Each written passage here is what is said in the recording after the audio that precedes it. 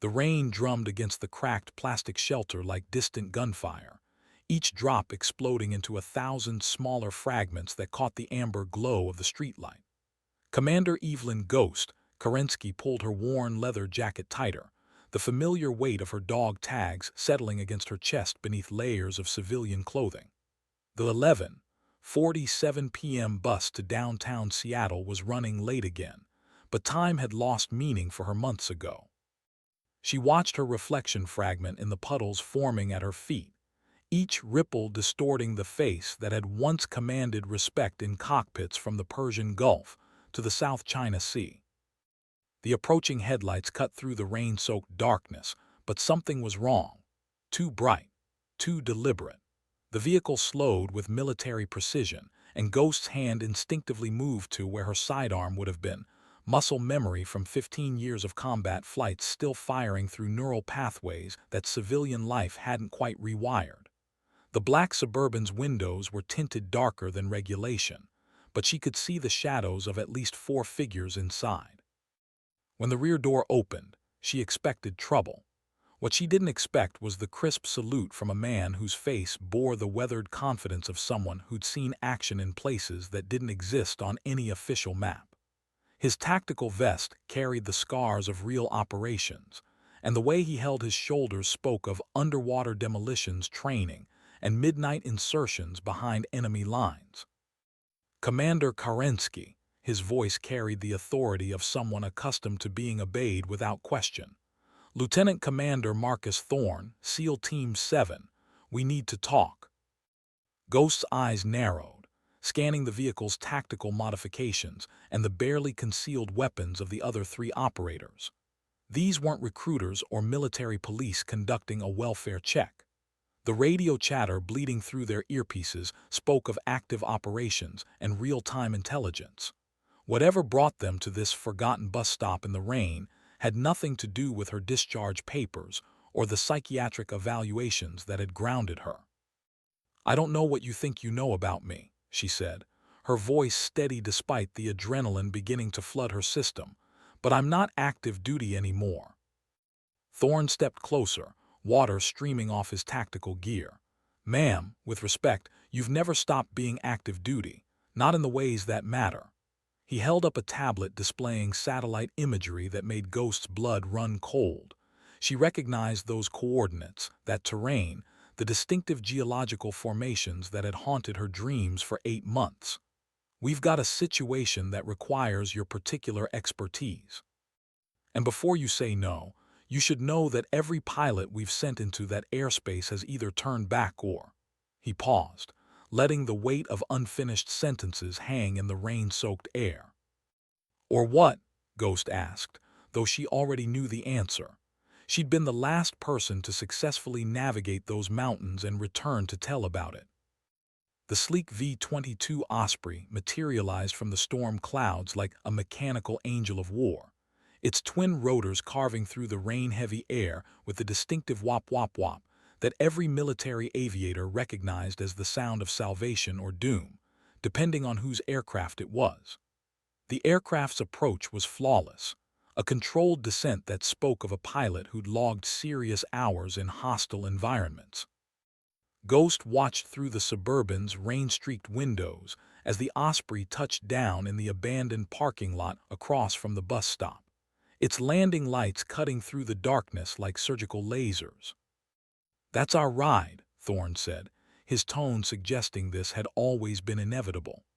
"The situation we're facing requires someone who's successfully flown the Khyber Corridor at night, in zero visibility, while under fire from surface-to-air missiles. According to our records, you're the only pilot alive who's done that and lived to file a report." Ghost felt the familiar tightness in her chest, the involuntary response that civilian therapists had labeled anxiety, but which she knew was simply her body remembering what it felt like to be truly alive. The Khyber Corridor.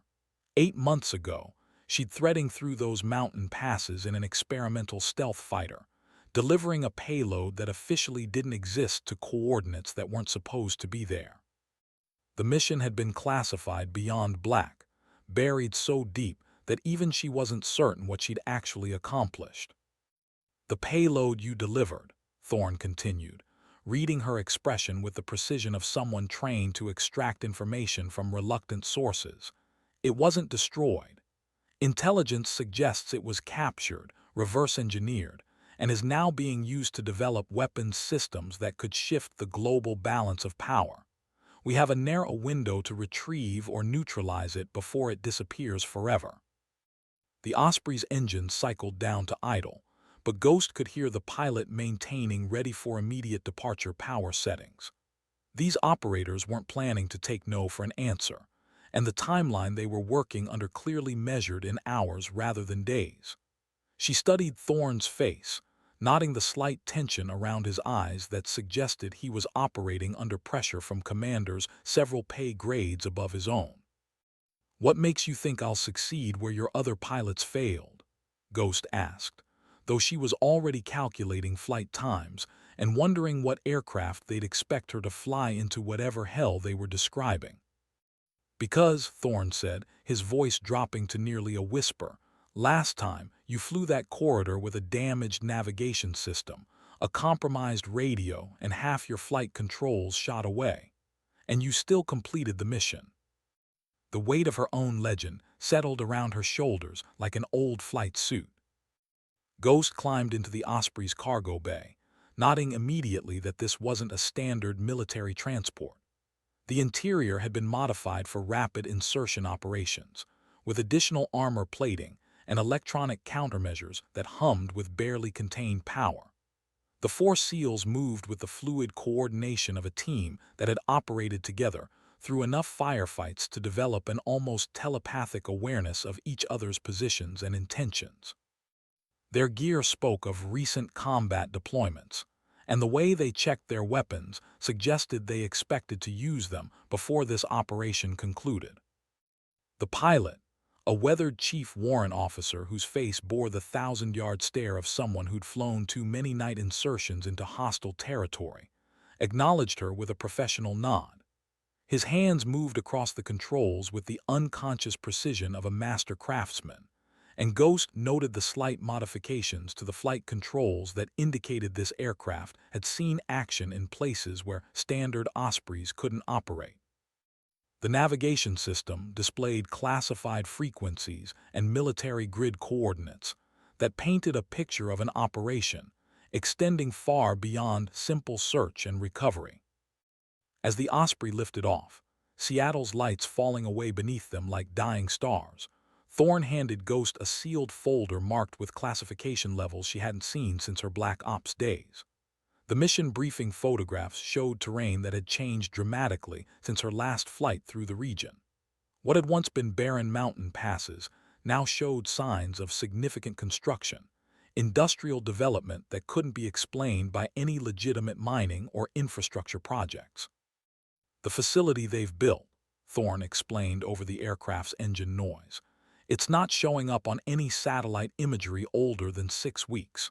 Whatever they're doing there, they're using your payload as the foundation for something that has every intelligence agency in the world spooked. Our best analysts estimate there may be 72 hours away from completing whatever project they've been working on." Ghost studied the aerial photographs, her pilot's eye automatically calculating approach angles and escape routes through terrain that seemed designed to trap aircraft rather than allow them passage. The mountains formed a natural fortress, with radar installations positioned to create overlapping fields of coverage that would detect incoming aircraft from any conceivable direction. But there, barely visible in the shadowy valleys between peaks, she could see the same thermal anomalies that had guided her through the corridor 8 months earlier. "You're asking me to fly into that again," she said, though it wasn't really a question. "What aircraft?" The silence that followed told her everything she needed to know about how desperate they'd become. The briefing room aboard the USS Ronald Reagan stretched before them like a cavern of classified secrets, its walls lined with displays showing real-time intelligence feeds from satellites, drones, and human assets operating in regions that officially didn't exist on any military maps. Ghost found herself surrounded by officers whose ribbons told stories of operations in Afghanistan, Iraq, Syria, and theaters of conflict that remained classified years after their conclusion. The ship's gentle movement beneath their feet reminded her that they were somewhere in the Pacific, though the exact coordinates remained need to know.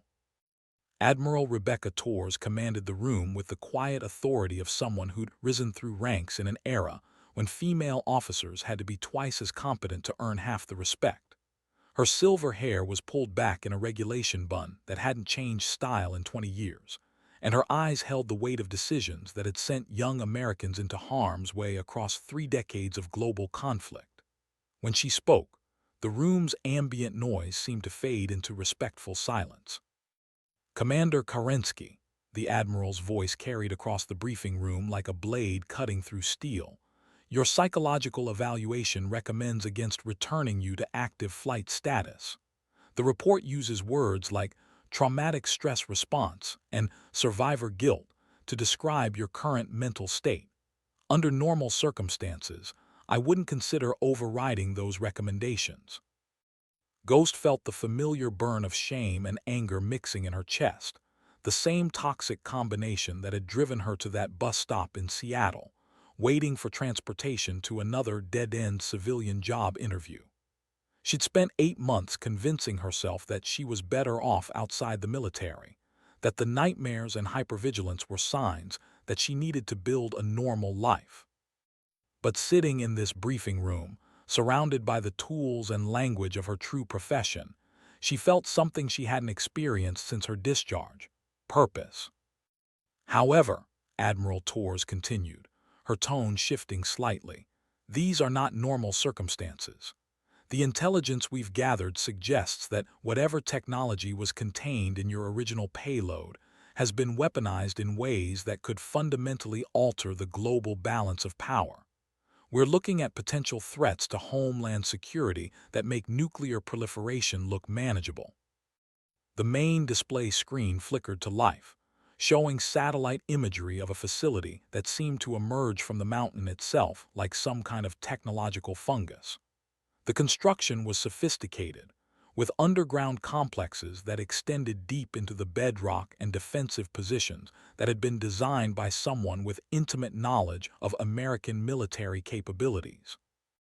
Ghost studied the imagery with the analytical eye of a pilot who'd spent her career identifying targets and calculating approach vectors through hostile airspace. The aircraft they wanted her to fly was unlike anything she'd seen before, a hybrid design that borrowed elements from stealth fighters, strategic bombers, and experimental atmospheric vehicles that existed in the shadowy realm between aviation and aerospace engineering.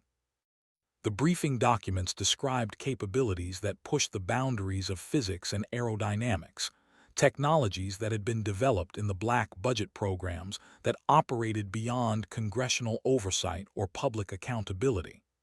This wasn't just another military aircraft. It was a weapons system designed for missions that conventional forces couldn't accomplish.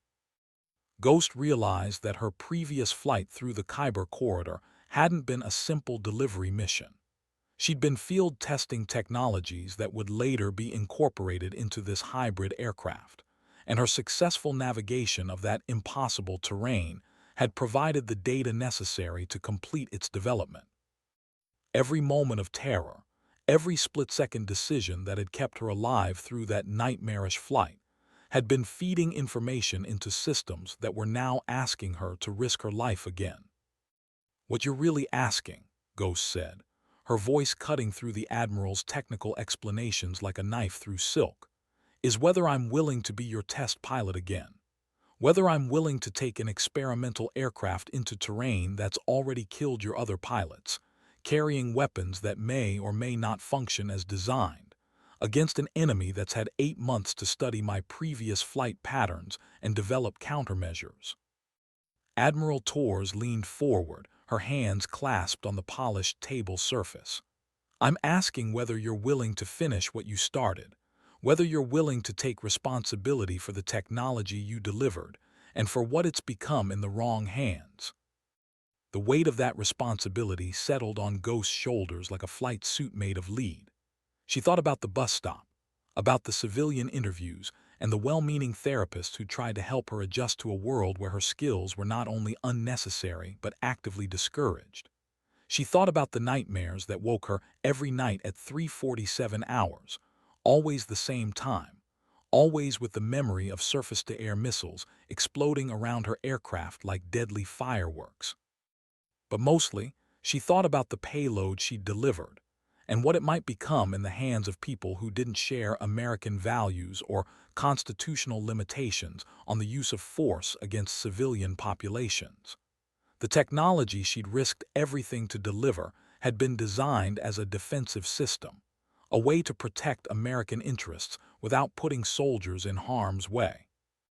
If it had been corrupted into something offensive, something that could threaten innocent people anywhere in the world, then her successful mission had actually been a catastrophic failure.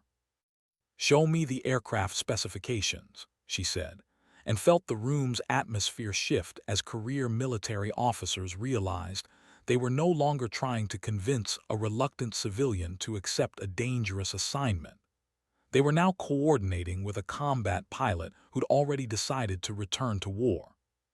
The technical specifications read like science fiction written by engineers who'd forgotten to account for the limitations of human physiology.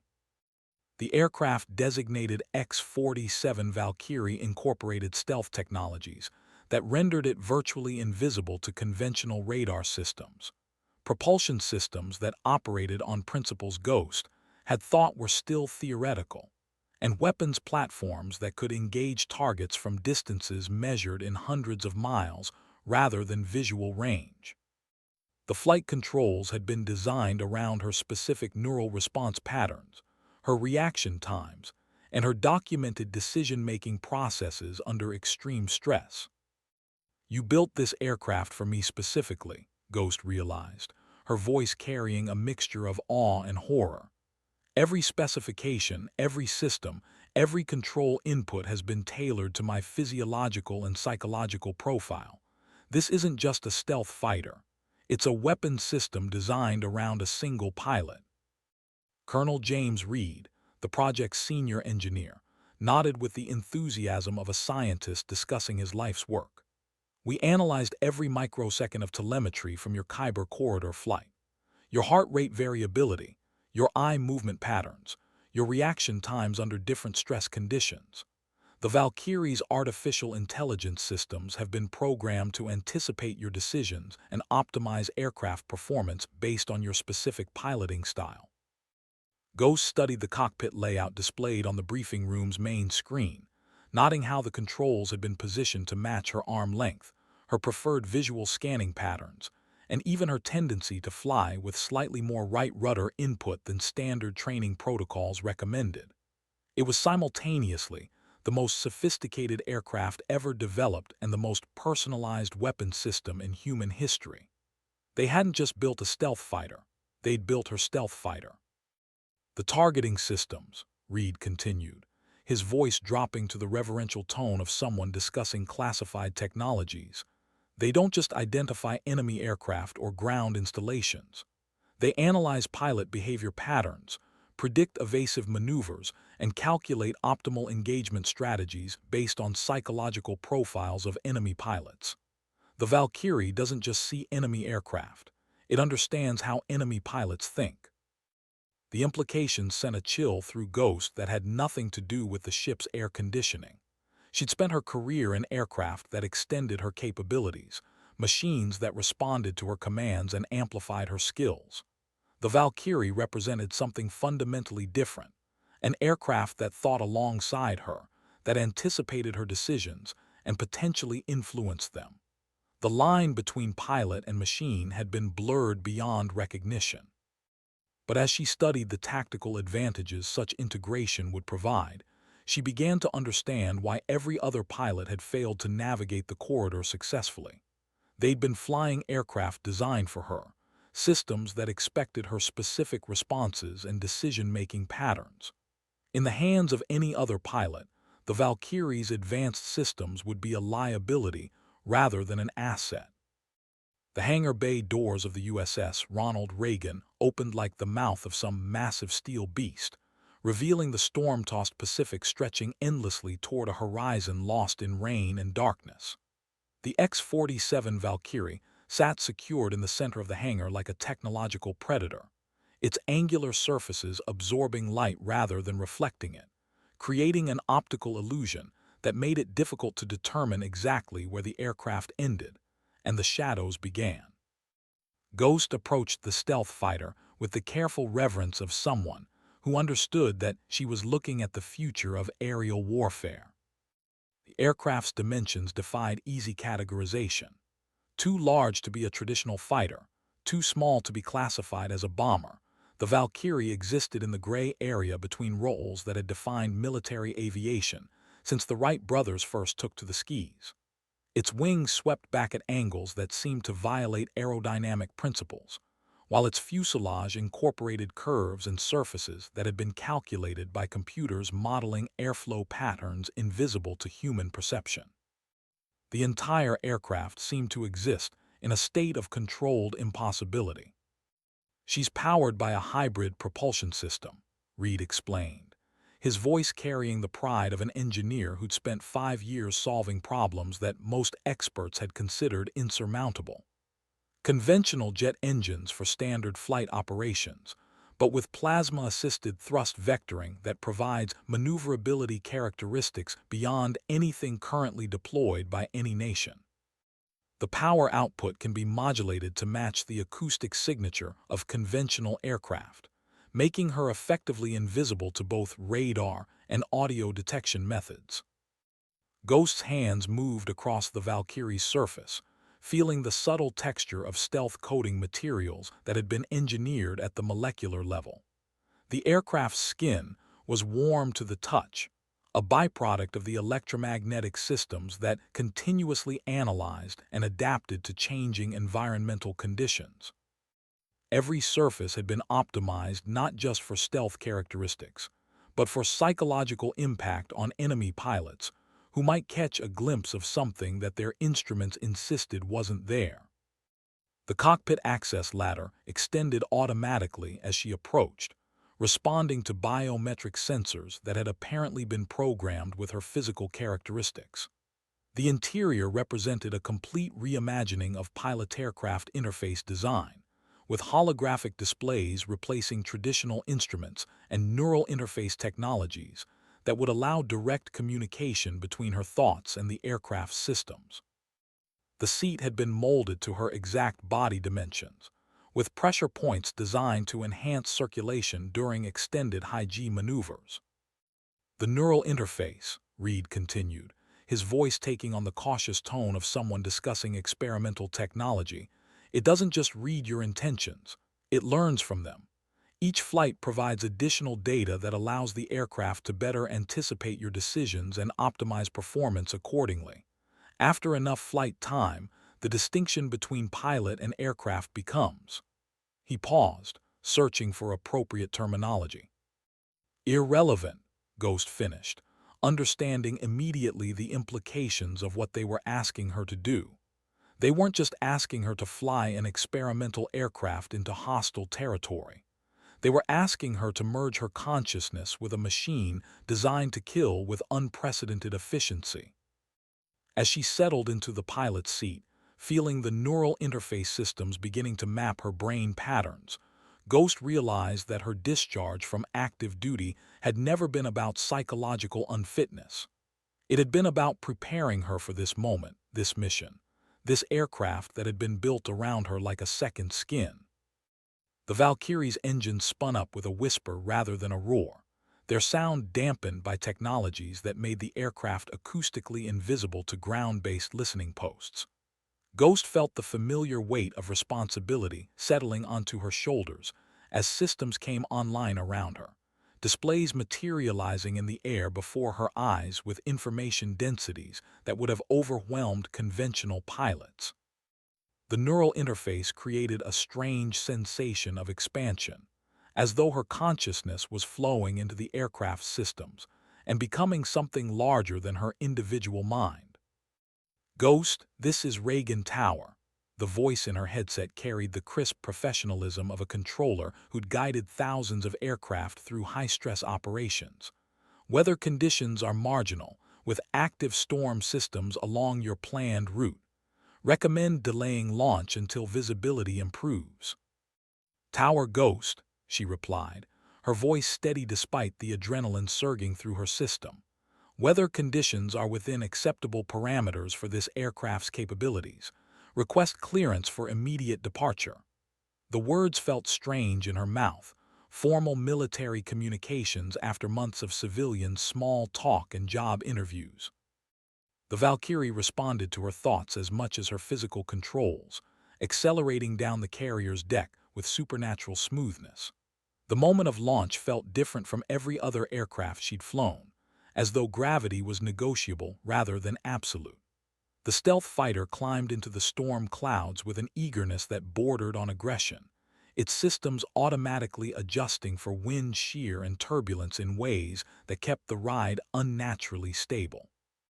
As Seattle's lights disappeared beneath the cloud cover, Ghost realized she was no longer flying toward a mission.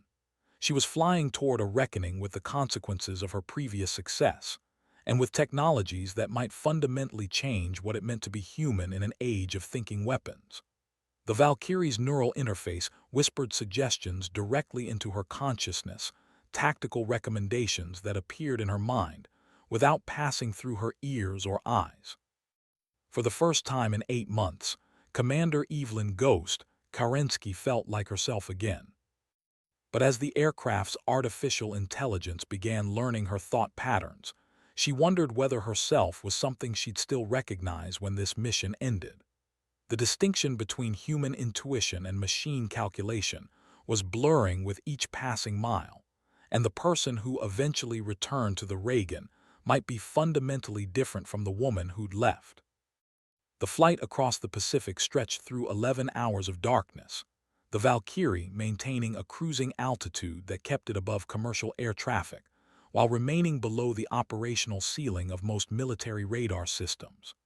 Ghost found herself marveling at the aircraft's range capabilities, realizing that the fuel consumption rates displayed on her neural interface suggested propulsion technologies that operated on principles beyond conventional thermodynamics. The mission planners hadn't just given her a stealth fighter. They'd given her an aircraft capable of global operations without requiring aerial refueling or forward staging bases. The storms they flew through provided perfect cover for their approach, but also tested the Valkyrie's systems in ways that revealed capabilities Ghost hadn't fully grasped during the initial briefing. The aircraft's electromagnetic stealth systems actively manipulated weather patterns around its fuselage, creating pockets of clear air that allowed them to maintain course and airspeed through conditions that would have grounded conventional military aircraft.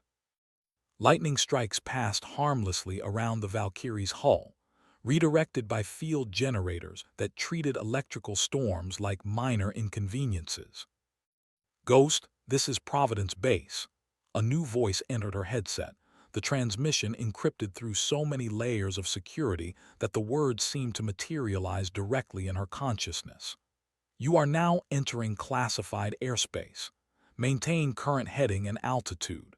Be advised that friendly forces are operating in your target area, but their exact positions and objectives remain need to know. The mention of friendly forces suggested this operation involved more than simple search and recovery. Ghost's tactical display began populating with coded symbols representing American assets operating somewhere in the mountains ahead, though their specific locations and mission parameters remained classified even from her. The complexity of the operation was becoming clear. Multiple teams, coordinated timing, and objectives that extended far beyond retrieving a single piece of compromised technology. As they crossed into Afghan airspace, the Valkyrie's passive sensors began detecting radar emissions from installations that hadn't existed during her previous mission. The enemy had used the 8 months since her last flight to dramatically expand their defensive capabilities, creating a network of overlapping coverage that would have been impenetrable to conventional aircraft. But the neural interface began suggesting flight paths that exploited microscopic gaps in radar coverage, routes that existed only in the quantum spaces between detection pulses. "How is this possible?" Ghost whispered, watching her tactical display show a flight path that seemed to thread through solid walls of electromagnetic detection. The route the artificial intelligence was suggesting involved maneuvers that violated everything she'd learned about stealth aircraft operations, flying directly through radar beams rather than around them.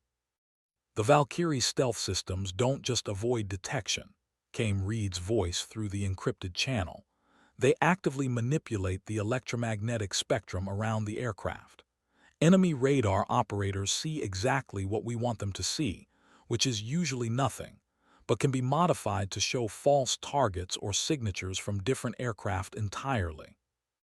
Ghost felt the aircraft responding to commands she hadn't consciously given, subtle course corrections that the neural interface was making based on its analysis of her subconscious intentions. The sensation was unsettling but undeniably effective, as though she were flying with a co-pilot who could read her mind and anticipate her decisions before she made them. The Valkyrie wasn't just responding to her commands, it was becoming an extension of her will. The mountains of Afghanistan materialized from the darkness ahead like sleeping giants, their peaks crowned with snow that reflected starlight in patterns that had guided travelers for thousands of years before aircraft existed. Ghost felt her heart rate accelerate as familiar landmarks came into view, geographical features that had been burned into her memory during that terrifying flight 8 months earlier. But something was different now. The mountains no longer seemed like obstacles to be overcome. They felt like allies offering concealment and protection. The Khyber Corridor opened before them like a throat lined with teeth, its narrow passages twisting between rock formations that seemed designed to trap unwary aircraft and crush them against stone walls that had stood unmoved since the Earth's crust had cooled. Ghost's previous transit through this terrain had been a desperate flight for survival, threading between surface-to-air missiles and anti-aircraft fire, while nursing damaged systems and dwindling fuel supplies. This time felt different.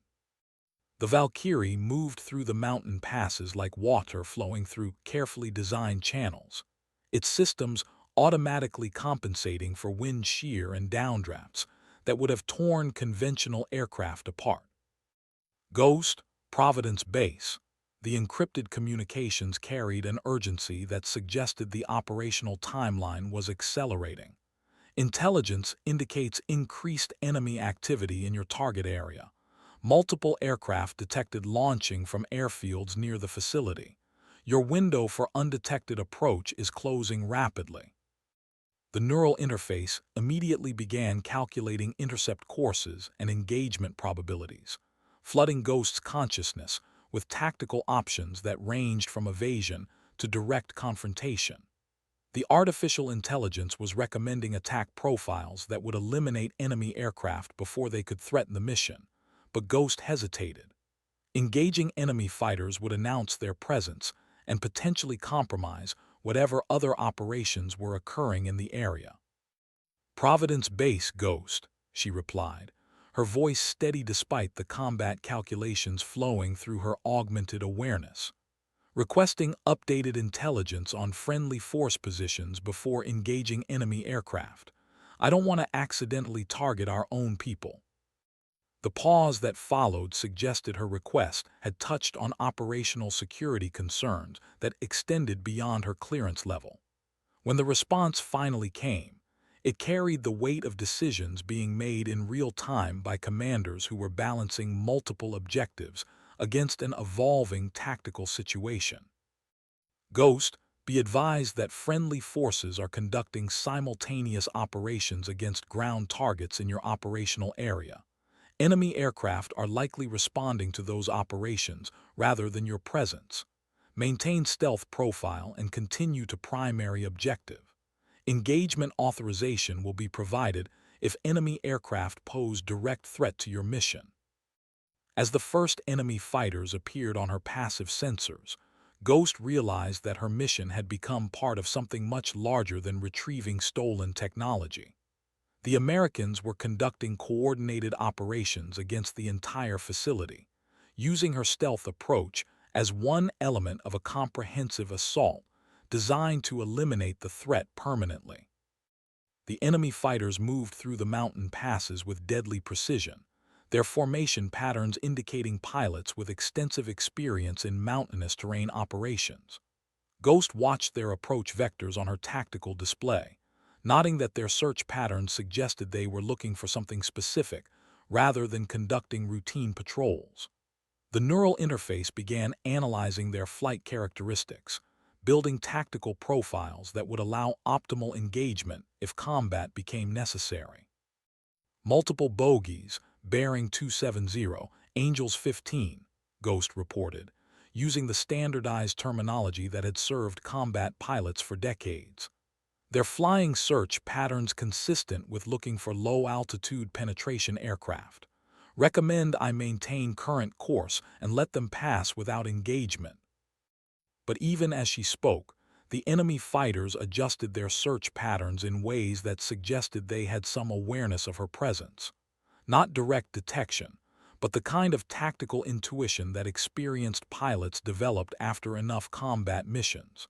They knew something was wrong, even if their instruments couldn't tell them what. The Valkyrie's weapon systems came online with a subtle hum that Ghost felt through the neural interface rather than heard through her ears. The artificial intelligence was preparing engagement protocols, calculating optimal firing solutions for each enemy aircraft, and presenting them to her consciousness as potential courses of action. The temptation to simply eliminate the threat was overwhelming, especially when the AI demonstrated how easily the Valkyrie could destroy all 4 enemy fighters before they could react or transmit warning signals. But Ghost had learned to distrust easy solutions, especially when they involved taking lives. The enemy pilots were professional aviators like herself, skilled individuals serving their country's interests as they understood them. They deserved the chance to withdraw rather than being eliminated by a weapons system they couldn't detect or defend against. Providence Base, Ghost, she transmitted. I'm going to attempt passive bypass of enemy aircraft. If they detect me and move to engage, I'll defend myself. But I won't fire first unless absolutely necessary for mission completion. The response carried a note of respect that hadn't been present in earlier communications. Copy that, Ghost. Your discretion is authorized. Be advised that friendly ground forces are beginning their assault on the facility. Time to target is now critical.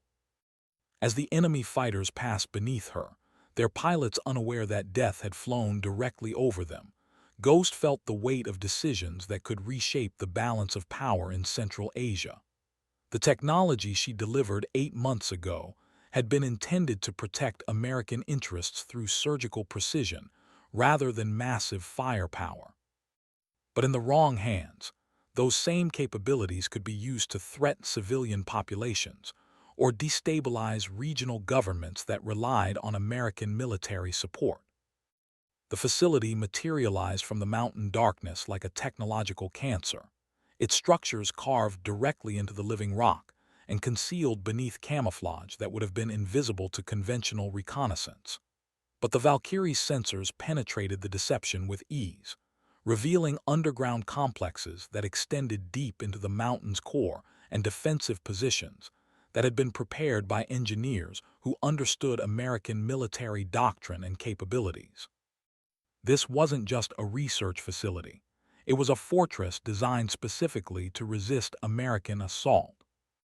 Ghost's neural interface flooded with targeting data as the aircraft's artificial intelligence identified surface-to-air missile sites, anti-aircraft gun positions, and radar installations positioned to create overlapping fields of defensive fire.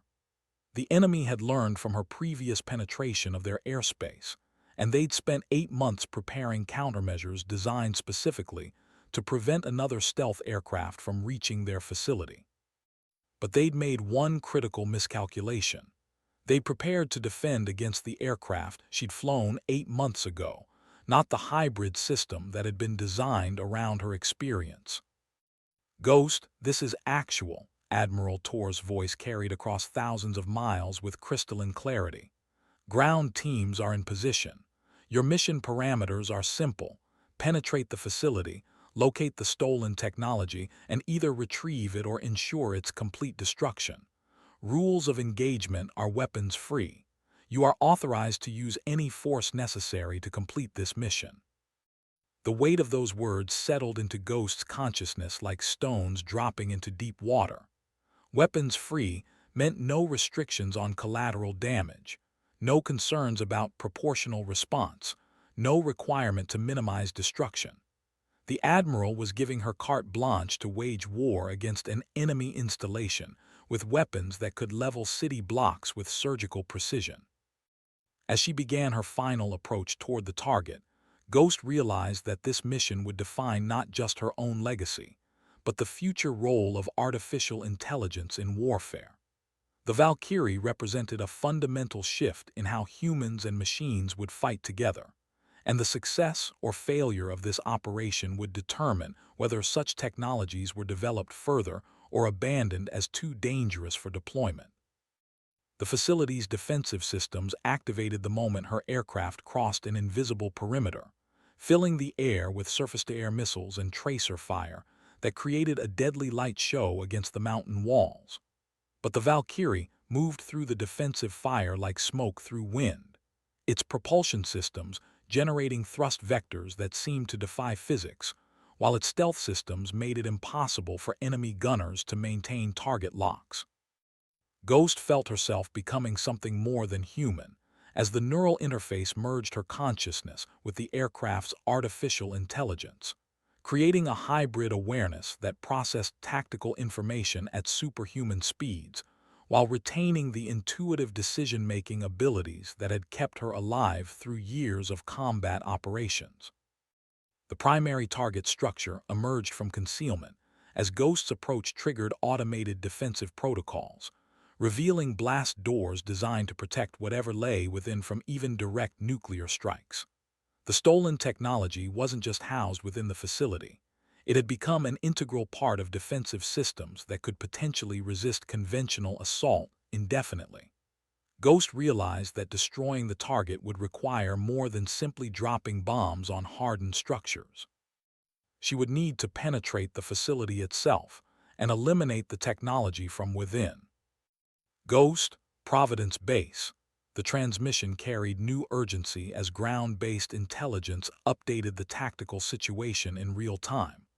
Satellite imagery shows multiple aircraft launching from regional airbases.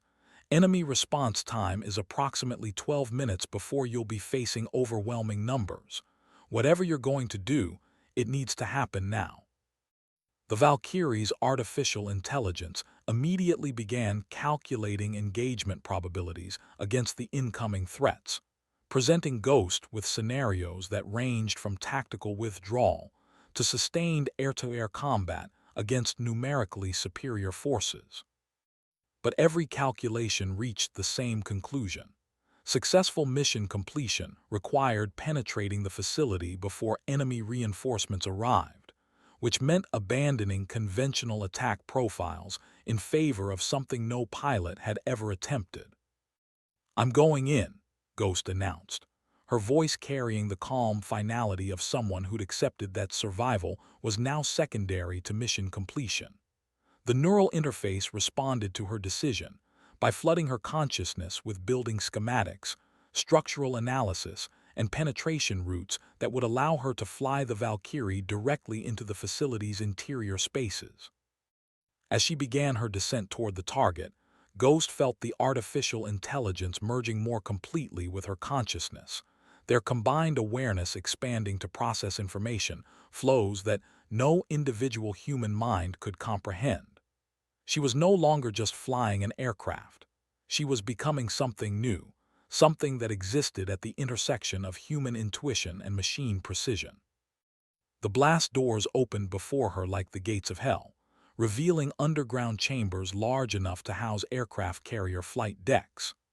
The stolen technology had been used to create manufacturing facilities that were producing weapons systems on an industrial scale, automated production lines that could potentially outfit entire air forces with capabilities derived from American innovations. Ghost realized that her original payload hadn't just been reverse engineered. It had been used as the foundation for weapons manufacturing that could shift global power balances within months rather than years. "My God," she whispered, her voice barely audible over the Valkyrie's whisper-quiet engines. "They're not just building weapons.